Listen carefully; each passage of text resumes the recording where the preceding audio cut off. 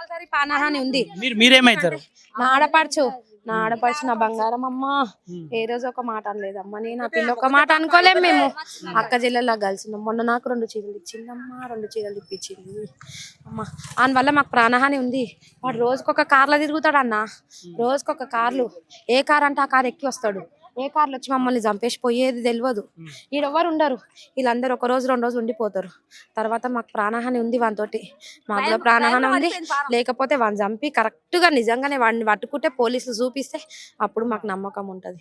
వాడు పరెల్లుండో ఏడుండో సచ్చిండా బతికిండా గానీ వాడిని మాత్రం చంపాలే. అమ్మాయి వాళ్ళని అంటే కేసు పెట్టినని వాళ్ళని చంపిండు అనుకోవచ్చు. వీళ్ళని ఎందుకు చంపిండో అదే అర్థమైతలేదు సారు. అదే అర్థమైతలేదు మాకు. గొడవలు ఉన్నాయి వీళ్ళ మధ్యలో ఈ పిల్ల వల్లనే గొడవలు అవుతున్నాయి.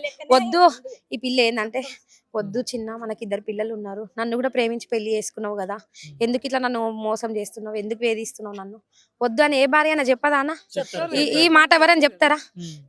గా మాట చెప్తేనే ఆ పిల్ల అంటే నచ్చదు. ఇక ఆ పిల్ల అంటే ఇదే విషయంలో, ఈ పిల్ల విషయంలో, ఈ ప్రేమల విషయాలనే ఒకటి కాదు ఎన్నో చేస్తుండంట, ఎన్నో ఉన్నాయంట. ఇది ఒకటి కాదు, ఆయనకు ఆంటీలు ఉన్నారంట, ఇంకెవరెవరో పిల్లలు ఉన్నారంట, ఎన్నో ఉన్నాయంట. అవన్నీ చెప్పి మళ్ళీ వచ్చి పోయింది కాక మళ్ళీ పిల్లంతో చెప్తే ఏ పిల్లం భరిస్తుంది అన్న? ఏ పిల్లం భరిస్తుంది? ఇవన్నీ చెప్తే నువ్వు ఇట్లా ఎందుకు చెప్తావు? నా పిల్లని అడిగితే ఆ పిల్లని మస్తు కొడతాడు. మొన్ననే కొట్టిండు, 15 రోజుల కింద ఈ పోక్సో కేసు అయ్యే ముందరనే కొట్టిండు, మస్తు కొట్టిండు. ఆడు ఇవాళ ఇది జరిపిండు, రేపు ఇంకోటి చేస్తాడు, రేపు మమ్మల్ని కూడా చంపుతాడు. వాడిని చంపనన్నా చంపాలి, లేకపోతే జైలు కన్నా పట్టుకోవాలి, వానికి ఊరి శిక్ష పడాలి. వాని వల్ల మాకు ప్రాణహాని ఉంది, మాకు న్యాయం జరగదు. అగో పేదోళ్ళని ఏం లేదు, పేదోళ్ళు వీళ్ళని ఎవరు దిక్కులేరని మా సంతకాలు తీసుకొని బాడీలను పంపిణీ ఇంకే చూడు గట్లా న్యాయం పేదోళ్ళకి జరగదు.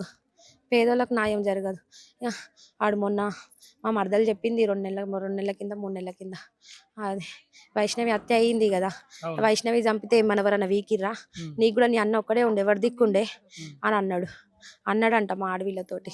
మా ఆడవిళ్ళు ఏడ్చుకుంటా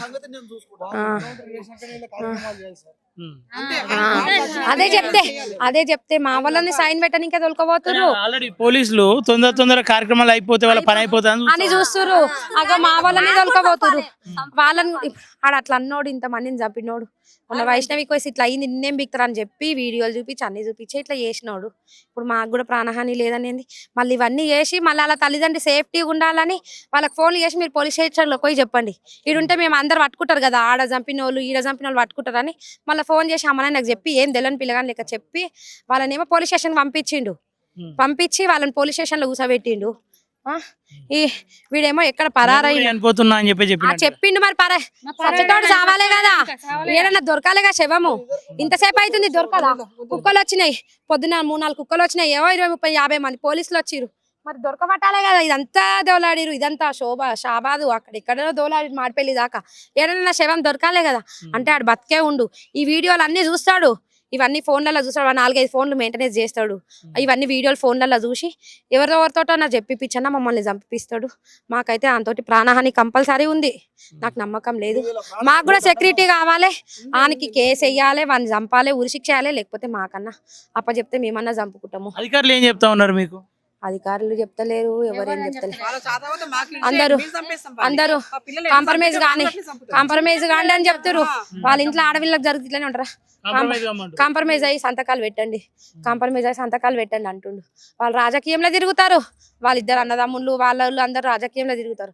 ఆ రాజకీయం అందా చూసుకొని ఇవన్నీ చేస్తున్నట్టుండు. వాడు మనకి చాలా పెద్ద గ్యాంగ్ ఉందన్న.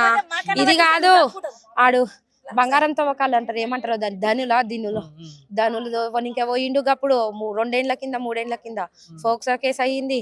ఇంకా 2-3 కేసులు అయినాయి. ఒక్కటి కాదన్నా, మస్తు టార్చర్ పెడతాడన్నా మా ఆడవిళ్ళని. లోపల చెప్పుకోదు ఆ పిల్ల, అన్ని చెప్పుకోక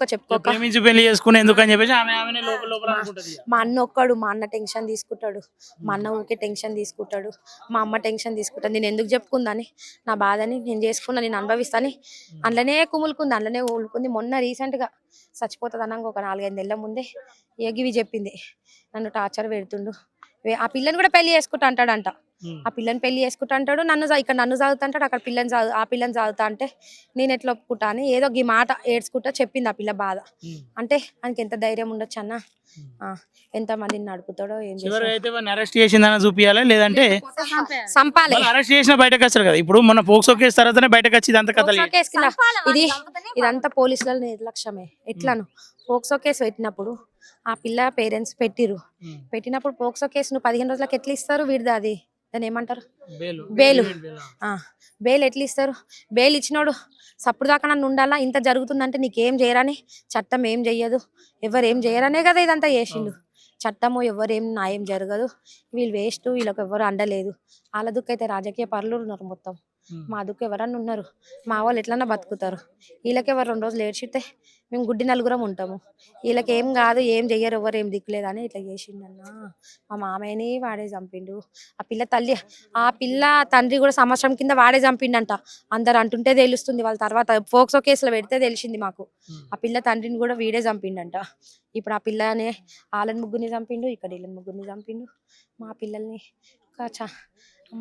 కోళ్ళని కోసినట్టు కోసిండు. కోళ్ళని వానికి మాత్రం శిక్ష పడాలి, కంపల్సరీ శిక్ష పడాలి. వాళ్ళ అమ్మనైనా వాళ్ళ అన్నదమ్ములు మరి వాళ్ళ పిల్లలే కదా. మళ్ళీ వాళ్ళ అమ్మనైనా పోలీసు ఉన్నప్పుడు వాళ్ళ అన్న, వాళ్ళ ఆడపడుచు, వీళ్ళందరూ రావాలి అన్న, వాళ్ళన్నా రావాలే కదా. అంటే వీళ్ళందరికీ ఏదో తెలిసింది కాబట్టి వాళ్ళు ఎవరు రావాలి కదా అన్న, వచ్చి చూసుకోవాలి కదా, రావాలి కదా. రాలేదు అంటే అందరికీ తెలుసు అన్నా. డిఎస్సి చదివించిండు వాళ్ళన్న కష్టపడి, మా మామయ్య వాళ్ళు కష్టపడి చదివిపిస్తే ఈ రోజు జాబ్ చేసుకుంటా అన్నది. ఎల్లుండి ఎగ్జామ్స్ ఉన్నాయి, ఎగ్జామ్స్ పోతానే అలా మా అత్తమ్మతో చెప్పింది. నిన్న పొద్దున ఫోన్ మాట్లాడిరన్నా, పిల్లగాడిని మొన్న 1 వీక్ అవుతుంది, ఇలా శనివారమో శుక్రవారమో. ఇవాళ ఉంగరం మింగి పోయిన శనివారం ఉంగరం మింగితే దవాఖాన చూపెట్టాలన్న, హాస్పిటల్ దొరకవాళ్ళ పిల్లలు ఉంగరం మింగితే లంచ్లలో ఏడన్నా ఏడని ఉండిపోతుందా అని చూపెట్టలేడు. వాడు చంపుతాను ప్లాన్ ఉంది. మేము అప్పటికి చెప్తూనే ఉన్నాం, మా ఆడవిళ్ళకి కూడా చూపెట్టండి, ఏడన్నా తడుతుంది మూత్రపిండాలల్లా, పైప్ ఇవి ఏమంటారు వీటిలల్లో పేగులల్లా ఏడన్నా తట్టుకుంటుంది చూపెట్టండి అంటే, ఇవాళ చూపిస్తా రేపు చూపిస్తా అని మా ఆడవిలు ఏడ్చిందంట. చూపెట్టు అంటే రేపు చూపిస్తా ఎల్లుండి చూపిస్తాను చూపెట్టలేడు. అంటే వానికి చంపుతాను ప్లాన్ ఉంది కాబట్టి చూపెట్టలేడు అన్న. ప్లాన్ లేనివాడు అయితే పిల్లలకి ఏమైనా తట్టుకుంటామా? గింత దెబ్బ తాకితేనే తట్టుకోము, అట్లాంటిది ఉంగరం మింగితే నా పిల్లగానికి ఏ క్షణం ఏమవుతుంది అని అనుకోమా అన్న. మనం చూపెట్టాలిగా. ఆడ ప్లాన్ ప్రకారము ఇది ఎన్ని రోజుల నుంచో చేస్తుండు, ప్లాన్ ఉండేపట్టుకనే అట్లా చంపిండు. పిల్లగాడు ఉంగరం మింగినప్పుడన్నా చూపెట్టలేడు అంటే అప్పుడే అర్థం చేసుకోవాలి, ప్లాన్ ఉంది కాబట్టి చంపిండు. మా ఆడవిళ్ళని గొంతు కోసిండు, అందరినీ గొంతు కోసి నమ్మించి మోసం చేసిండు అన్న. అమ్మ ఓయమ్మ, ఆ పిల్లలు చాకుతోని వస్తుంటే ఎంత తల్లడియచ్చు అన్న, ఎంత తల్లడియచ్చు అన్న. ఆ పిల్ల పోరాడింది, మా ఆడపడుచు పిల్లలను చంపుతుంటే పోరాడినట్టుంది. ఇల్లంతా చిల్లంపల్లం ఆడ పోయి చూసినాం కదా, అక్కడ ఇక్కడ డబ్బలు, ఇల్లంతా సోఫాల మీద దుప్పట్లు బొంతలన్నీ పోరాడినట్టుంది నా పిల్లల కోసం అని. ఎంత పాలిస్తుంది, ఇది జిప్పు కూడా వేసుకోలే, ఈ చెస్ట్ బయటనే ఉంది అంటే పాలిచ్చేదానే చంపేసిండాడు. ఎట్లా చంపిండో ఇక, ఈ జిప్పు కూడా పెట్టుకోలేదంటే వాడు ఎంత అన్యాయం. పాలిస్తున్న పిల్లగాన్ని తల్లిని చంపిండు అంటే ఆడెంత ఎంత మూర్ఖురు ఉండొచ్చు అన్న. ఎంతమందిని చంపుతాడు, ఇలా మమ్మల్ని వాళ్ళని చంపిండు, ఇంకా రేపు మమ్మల్ని కూడా చంపుతాడు, ఇంకెవరన్నా చంపుతాడు అన్న. పోలీసులు మాత్రం ఆయనకి అది ఇవ్వద్దు, న్యాయం చెప్పాలి. మేము పేదోళ్ళం అన్నా, మాకేం లేదు, ఈ పేద బతుకుంటా ఏదో కష్టం చేసుకొని అక్కడ కిరాయి బతుకులు బతుకుతున్నాం అన్నా. మేము మా అత్తమ్మ ఒక్క తీడు ఉంటుంది, ఇప్పుడు మా అత్తమ్మకు ఎవరు దిక్కు లేకుండా చేసి, నాకు ఒక ఆడవిల్ల మా ఆయన ఇద్దరే, మేము 10 మందిని లేమన్నా ఇద్దరమే ఉన్న ఒక ఆడవిల్లని పొట్టలో పెట్టుకున్నా. ఈ పండుగ పబ్బం వస్తే నేను ఎవరిని పిలుచుకోవాలి? ఎల్లుండి వచ్చే నెల బోనాలు ఉన్నాయి, బోనాలకు తొలుకోపోతాను. నిన్న మాట్లాడుకున్నాము, బోనాలకు వచ్చి తొలుకోపోతా అని చెప్పిన, బోనాలకు రాబుజ్జి అని చెప్పిన. నాకు కూడా యాస్ట్ వస్తుంది, వద్దే వస్తా అని చెప్పింది. 15 రోజులు అయితే బోనాలు ఉన్నాయి కదా, బోనాలకు తొలుకోపోతాను అనుకున్నా. అమ్మా నా కొడుకు బర్త్డే ఉంది 2-3 రోజులు అయితే, బర్త్డేకి వస్తా రా అమ్మ అనుకొని మాట్లాడుకున్నాం. బర్త్డేకి వచ్చి ఇక్కడనే బోనాలకు ముందు 1 వారం 10 రోజులు అని మాట్లాడుకున్నాం అన్న. మేము అట్లా వచ్చినా అయిపోతుండే, అటు కాకుండా ఇటు కాకుండా